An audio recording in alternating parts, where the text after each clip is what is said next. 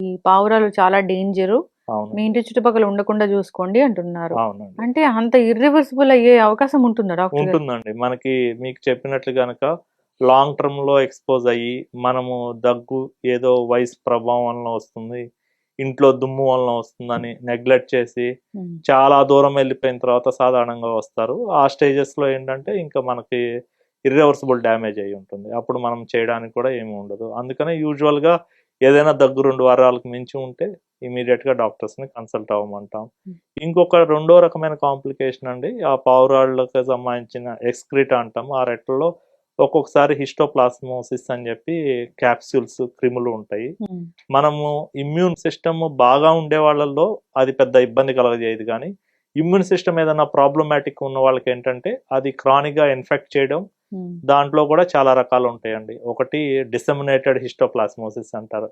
Lungs నుంచి మిగతా organs spread అయ్యి, అది కూడా ఇబ్బంది కలుగజేస్తుంది. ఇంకొకటేంటంటే లంగ్‌కే పరిమితమై ఉండడం.